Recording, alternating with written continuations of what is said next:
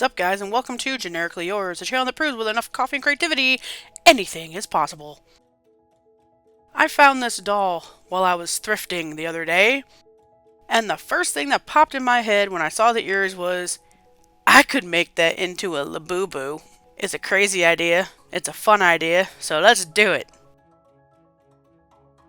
So I brought her home, and then started the process of any doll repaint pretty much. Just cut her hair off, take her makeup off with acetone and or nail polish remover. If you have the acetone, please use that. It works 100 times easier and faster than nail polish remover.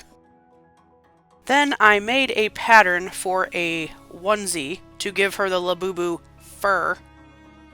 And you see where I'm giving it a decent amount of allowance for the seams. If you do this yourself, especially on a smaller doll, make sure to double and or triple the allowance I give it. You will not regret this. Me, I regretted what I did. I did not give nearly enough allowance, as you will see, and when I finish it, it's very difficult to turn inside out. I cut some fabric off from a child's hoodie that I found in the same thrift store,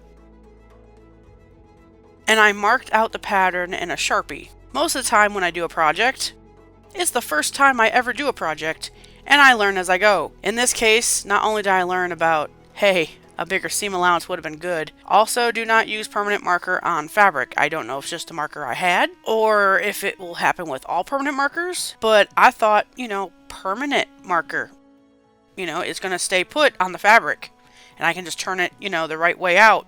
No, it ended up getting all over my fingers, and it ended up making the whole thing in the end look a little bit dingy.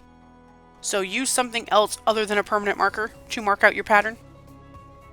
You'd see how difficult it was to turn it inside out. So that's extra seam allowance. You're gonna thank me later. Make sure to comment below. Let me know, do you plan on making your own Labubu? Maybe on a bigger doll so it's a little bit easier.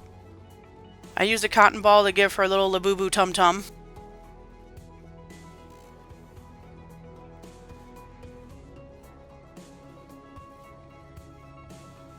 And then, basically because she's going to be a Labubu forever now, I just stitched her into the onesie.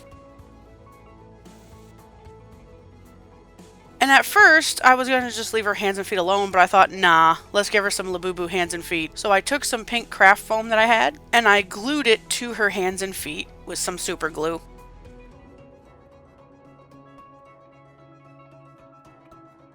Then I marked out little claw shapes and cut them out. So that way she could have little Labubu claws.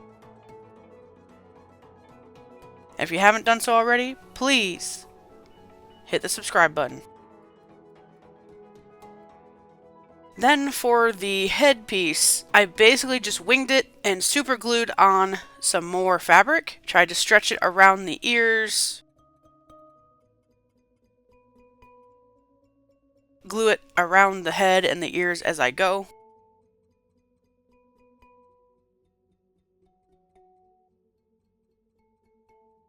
Cut off some of the excess that I don't need. Glue it down in the back.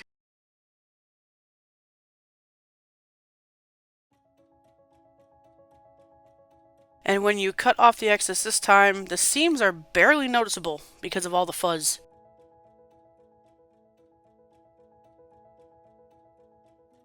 Then Labubu ears are quite iconic, so I made the inside part from more foam.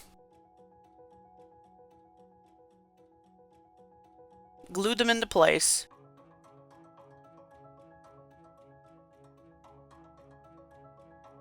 And if there's anything more iconic than the Labubu ears, it's the Labubu face.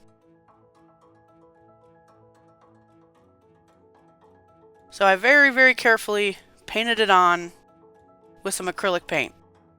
And I finished up the ears as well with some pink to match her nose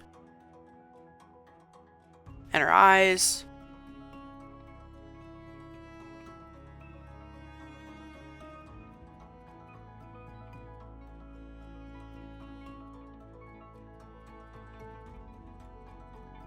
And of course, I had to make sure that I included the Labubu Angry Mischievous brows. So I painted them on with more acrylic paint and shaded them to the best of my ability. If you enjoyed yourself, please feel free to give this video a like, share it with your friends, show them the nightmare fuel that is this cursed little DIY Labubu.